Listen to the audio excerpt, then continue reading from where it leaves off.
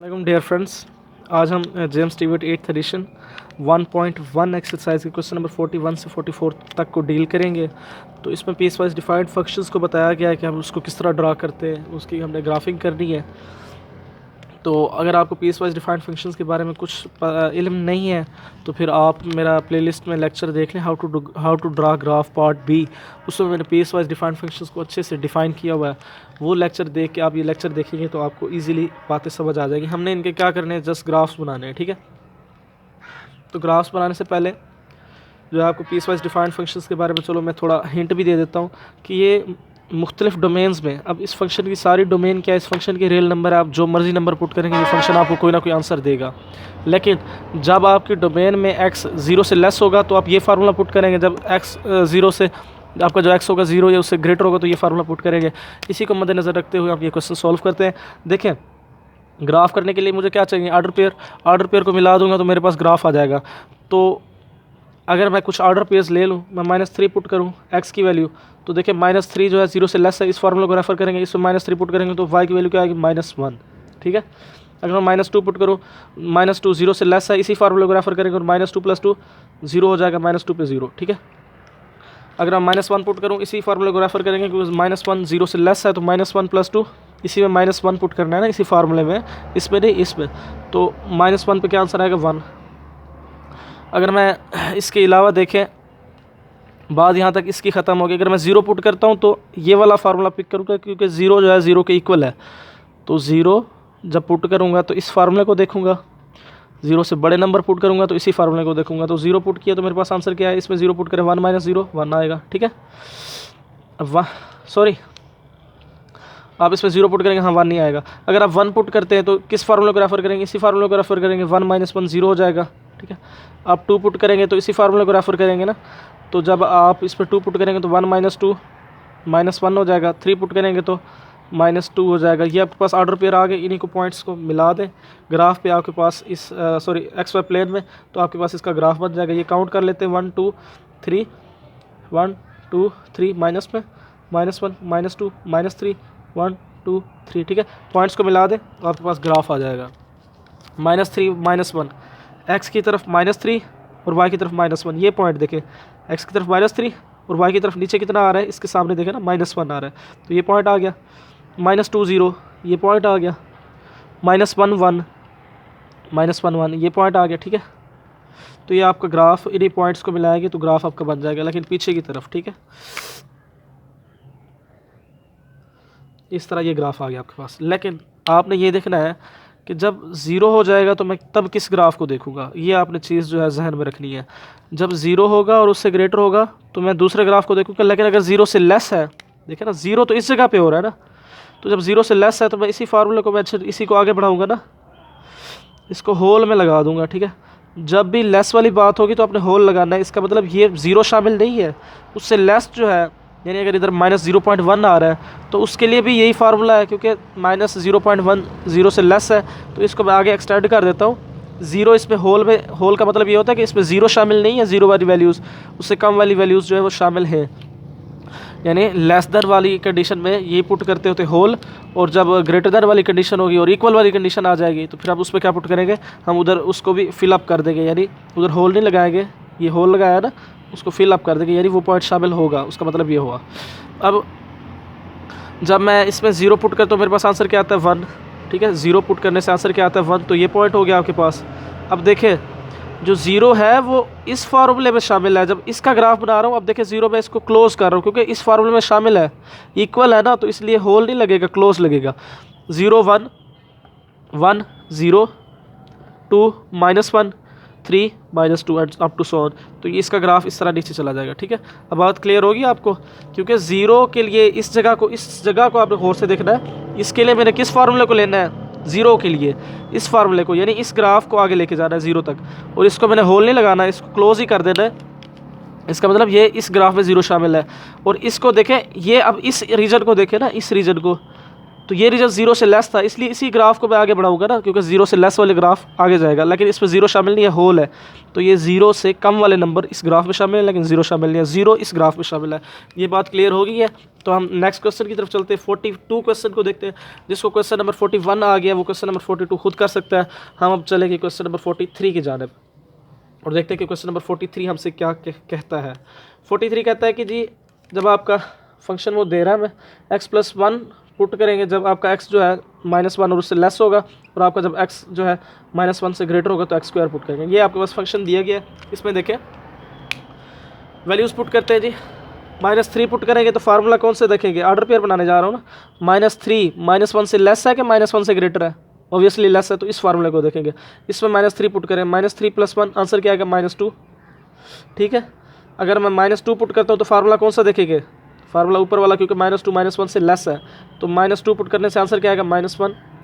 अगर मैं फार्मूला देखूँ -2 के अलावा अगर आप देखें तो इसमें -1 देखूँ तो यही फार्मूला पुट करेंगे ना, इक्वल भी इसी में है, तो -1 पुट करें इसमें, -1 + 1 0 हो जाएगा। -1 पे क्या y की वैल्यू आएगी 0। आप x पुट करते जा रहे हैं, जो फंक्शन में x की वैल्यू पुट करने से आंसर आ रहा है वो y की वैल्यू बनती जा रही है, ये आपने ध्यान में रखना है। ठीक है, -1 0 हो गया। नेक्स्ट वैल्यू आपने क्या लेनी है, 0 लेंगे। 0 -1 से ग्रेटर है तो ये फार्मूला पुट होगा 0 0। ठीक है, और अगर 1 लूँ तो इसी फार्मूला 1 का स्क्वायर, 1 इसी में पुट करूँगा, 1 का स्क्वायर 1। 2 पुट करूँगा x की वैल्यू तो इसी फार्मूला में पुट करूँगा, 2 का स्क्वायर कितना होता है, y की वैल्यू जो आएगी 4, और 3 का स्क्वायर 9 होता है। तो ये ग्राफ आपने इसको अब स्केच करना है। इसी ग्राफ को ये पॉइंट्स मैंने बना लिए। कैसे पॉइंट्स लिए, मैंने x की वैल्यूज़ मुख्तलिफ पुट की हैं, आप जो मर्ज़ी पुट कर लें, -3 -2 -1 1 2 3 नहीं कह रहा, आप जो मर्ज़ी पुट कर लें, उससे आपको ग्राफ बनाने में जो है किस तरीके से भी आप उसको ग्राफ को बना सकते हैं। जब -3 पुट किया मैंने, चले आप इसको मार्क कर लें पहले, एक अप्रोक्सीमेशन के तहत आप स्केल से बनाएंगे तो इजीली आपको समझ आ जाएगा इसका ग्राफ। ठीक है, -3 पुट किया तो आंसर क्या है -2 ये वाली जगह, -2 पुट किया तो आंसर क्या है -1 ये वाली जगह, -1 पुट किया तो आंसर क्या है 0 ये वाली जगह। ठीक है, तो इस ग्राफ को आप यूँ पीछे की तरफ बना दें। ठीक हो गया। अब -1 से लेस वाला ग्राफ कौन सा होगा, ठीक है, अब -1 तक तो ये पहुंच गया, बात ठीक होगी। -1 से लेस, यहाँ से जो ये एरिया है किस ग्राफ में आएगा, इस वाले ग्राफ में आएगा, तो हम पहले उसका ग्राफ बनाते हैं और उसी ग्राफ को एक्सटेंड करेंगे। ठीक है, तो 0 पे क्या दे रहा है हमें 0, 1 पे क्या दे रहा है हमें 1, 2 पे क्या दे रहा है हमें 4, सॉरी 2 पे हमें क्या दे रहा है 4, तो कहीं इधर जाके फिर 3 पे 9, तो ये पैराबोला की राइट हैंड साइड बन जाएगी। ठीक है, राइट साइड बन जाएगी, तो ये यहाँ तक। ठीक है, ये आप इस तरह वैल्यूज़ जो पुट करेंगे 3 9 4 16 ये इस तरह की वैल्यूज़ आ जाएंगी। अब ये वाला एरिया किस में इंक्लूडेड है, गौर से देखें, ये वाला एरिया कौन सा है, जो -1 से ग्रेटर है, -1 से ग्रेटर है। तो ये वाला एरिया, ये जो एरिया बच गया था जहाँ पे डिसकंटिन्यूटी आ रही थी, वो किस ग्राफ में होगा, इस वाले ग्राफ में, क्योंकि इधर जो है -1 से ग्रेटर वाला ग्राफ बन रहा है। तो इसको एक्सटेंड करें, कहाँ तक लेके आए, -1 तक ही लेके आए, लेकिन -1 इस ग्राफ में शामिल नहीं है, -1 इस ग्राफ में शामिल है, तो इधर आपने क्या लगा देना है, होल लगा देना है, यानी -1 इस पर शामिल नहीं है। तो ये आपके पास इस क्वेश्चन का ग्राफ बन जाएगा। नेक्स्ट हम क्वेश्चन देखते हैं जी, ये क्वेश्चन नंबर 43 था, सॉरी। तो नेक्स्ट क्वेश्चन हम देखते हैं 44 को, कि वो हमसे क्या कहना चाहता है। 44 क्वेश्चन को चेक करते हैं। ठीक हो गया, क्वेश्चन नंबर 44। क्वेश्चन नंबर 44 में उसने एक हमें फंक्शन दिया हुआ है f(x) जो कि इक्वल है, f(x) हमें दिया हुआ है, उसने कहता है जी -1 ही आंसर आएगा जब आप x जो है less than equal to 1 put करोगे, x ग्रेटर देन 1 पुट करोगे तो सामने -2x आपके पास आंसर आएगा। ठीक है, तो इन्हीं कंडीशंस को आपने फॉलो करना है।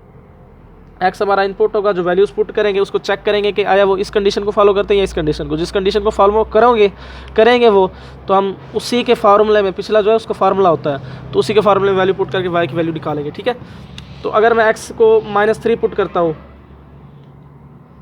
पहली वैल्यू ऑर्डर पेयर में -3 जो है वो x की है ना, -3 इस कंडीशन को सेटिस्फाई करेगा या इस कंडीशन को, इस कंडीशन को, क्योंकि -3 1 से क्या है, लेस है, तो -3 पे आंसर क्या आएगा -1। ये आपका आंसर हमेशा -1 नहीं आएगा, क्योंकि x तो है नहीं जिस पर पुट करें, हमेशा एक कांस्टेंट वैल्यू -1 नहीं आएगी।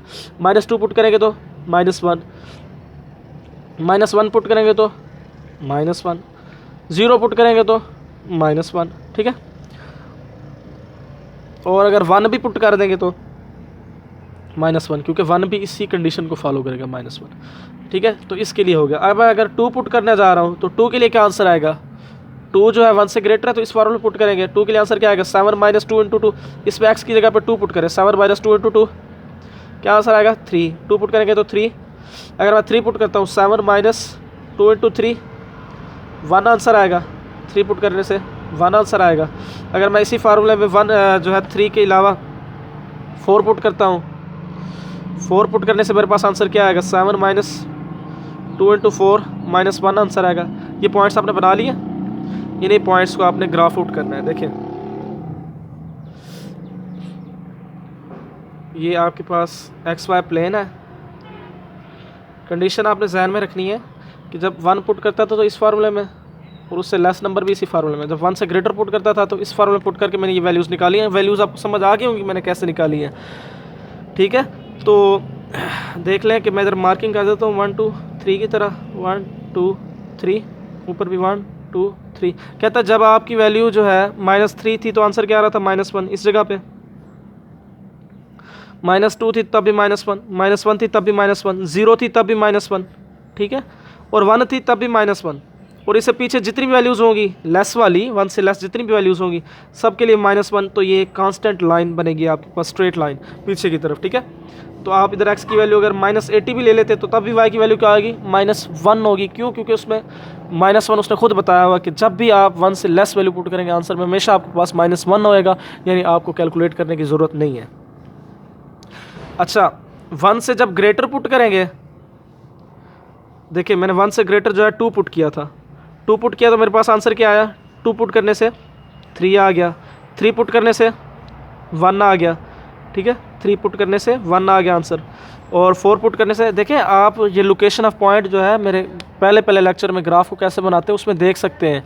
तो मैं इधर मज़ीद डीपली नहीं बता रहा कि मैं ये पॉइंट कैसे ले रहा हूँ, आपने उधर से देख लेना है कि किस तरह मैं ये पॉइंट ले रहा हूँ। 3 1 मैंने लिया है ना, तो x एक्सिस पर 3 और y एक्सिस पर 1। ठीक है, अगर मैं 3 -1 लेता तो x पर 3 और y पर -1 नीचे की तरफ। ठीक है, इस तरह मैंने पॉइंट्स लिए। अब 4 -1 तो इधर मेरा 4 y का x का और y का क्या होगा, -1। तो इस तरह ये ग्राफ बनेगा नीचे की तरफ। समझ आ गया आपको। लेकिन ज़रा रुकिए, ये तो था 2 तक, 2 और उससे आगे तक। ये वाला रीजन किस एरिया में होगा, ये कौन सा रीजन है, 1 से ग्रेटर है और 2 से लेस है। ठीक है, तो इसको इन कंडीशंस में से देखें कौन सा ग्राफ सेटिस्फाई कर रहा है कि 1 से ग्रेटर वाली बात जो हो, ये वाला ग्राफ कर रहा है। तो इसको बढ़ा दें, कहाँ तक, इसको जहाँ पे x1 हो रहा है ना इधर तक बढ़ा दें, लेकिन इधर होल कर दें। क्यों होल करना है, क्योंकि ये एरिया जो है 1 वाला वो इस ग्राफ में शामिल है, इस ग्राफ में शामिल नहीं है। तो उम्मीद है आपको ये लेक्चर समझ आ गया होगा। मज़ीद अगर किसी किस्म का कोई सवाल हो तो ज़रूर पूछेगा। अल्लाह हाफ़िज़।